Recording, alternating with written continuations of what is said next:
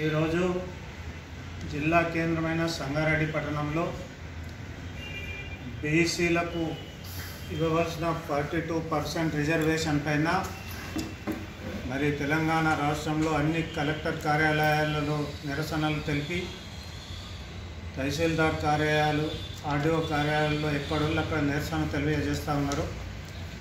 మరి 42% చట్టబద్ధత రాకముందే మరి గ్రామ పంచాయతీ ఎన్నికలు పెడతామని చెప్పి ముఖ్యమంత్రి గారు మాట్లాడడం ఇది బీసీలకు బాధ కలిగించేటటువంటి విషయంగా భావిస్తూ ఉన్నాం. బీసీ రిజర్వేషన్ 42% అమలు చేసిన తర్వాత పంచాయతీ ఎన్నికలు జరపవలసిందిగా నేను ముఖ్యమంత్రికి విజ్ఞప్తి చేస్తూ ఉన్నాము. మీరు చట్టం పెట్టినా కానీ ఉపయోగంలో లేకుండా మరి పాత పద్ధతి అంటే మరి పాత పద్ధతిలో చేస్తే మరి బీసీలు ఒప్పుకోరని కూడా ఈ సందర్భంగా తెలియజేస్తూ మా JAC chairman Telangana R Krishnaiah గారు ఇచ్చిన పిలుపు మేరకు ఈరోజు అన్ని కలెక్టర్ కార్యాలయాల్లో నిరసన తెలిపి మరి కలెక్టర్ గారికి రిప్రజెంటేషన్ ఇవ్వడం జరుగుతుంది. అదేవిధంగా మరి బీసీల పైన ఉన్నటువంటి వాళ్ళ జనాభా 56% ఉన్నప్పటికీ కూడా 42% ఇచ్చి ఎన్నికలు జరిపితే బాగుంటుందని కూడా రాష్ట్ర కేంద్ర ప్రభుత్వాలు ఒకసారి ఆలోచించాలని కూడా ఈ సందర్భంగా తెలియజేస్తూ ఉన్నా. ముఖ్యమంత్రి గారికి నా విజ్ఞప్తి ఏంటంటే మీరు పంచాయతీ ఎన్నికలు పాత పద్ధతులు చేస్తానడం ఇది బీసీలకు మోసం చేస్తారని ఒక చెడు అభిప్రాయం వస్తుందని కూడా ఈ సందర్భంగా నేను తెలియజేస్తూ ఉన్నా. తెలంగాణ బీసీలంతా ఏకంగా ఉన్నారు. తెలంగాణ బీసీలకు 42% ఇవ్వాల్సిందే. ఏ ప్రభుత్వాలైనా రేపు రాబోయే ప్రభుత్వాలు కూడా ఇచ్చిందాకా తప్పది.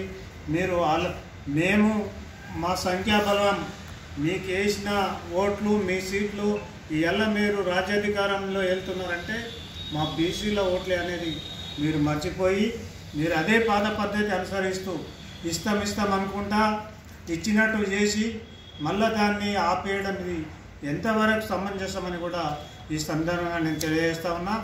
ఈరోజు మా సంగారెడ్డి జిల్లా జేఏసీ వర్గం మొత్తం కూడా పోయి ఇవాళ కలెక్టర్ గారికి రిప్రజెంటేషన్ ఇవ్వడం జరుగుతుంది. అదేవిధంగా మరి కొన్ని కార్యక్రమాలు ముందుకు తీసుకుపోయి మరి రాష్ట్రాన్ని శాంతియుతంగా ఉంచాలని, రాష్ట్రాన్ని అగ్నిగుండంగా మారొద్దని ఈ సందర్భంగా నేను తెలియజేస్తా ఉన్నా. ఈరోజు అశోక హోటల్లో మా స్టేట్ చైర్మన్ ఆర్ కృష్ణయ్య గారి నాయకత్వంలో సమావేశం ఏర్పాటు చేస్తున్నారు. అక్కడ సమావేశంలో ఏమేమైతే చేయబోయే కార్యక్రమాలు ఈరోజు వాళ్ళు పత్రికా మూలకంగా తెలుపుతారని, మరి ప్రభుత్వాలు కూడా ఒకసారి ఆలోచించి బీసీలకు 42% ఇచ్చి ఇప్పుడు మీరు రాజకీయ పదవులు కాదు 42% బీసీలకు ఇవ్వడానికి చట్టబద్ధత కల్పించినప్పుడే రాజకీయంగా, ఆర్థికంగా, ఉద్యోగపరంగా అన్నిటి కూడా 42% రిజర్వేషన్ అమలు అయినప్పుడే బీసీలకు మీరు చేసినటువంటి రిజర్వేషన్ చేసినటువంటి పేరు మీకు వస్తుందని కూడా ముఖ్యమంత్రి గారు చెప్తా ఉన్నా. అదేవిధంగా ప్రధానమంత్రి కూడా విజ్ఞప్తి చేస్తూ ఉన్నా. ప్రధానమంత్రి గారు ఇస్తారన్న ప్రతి బీసీ ఆశిస్తూ ఉన్నారు.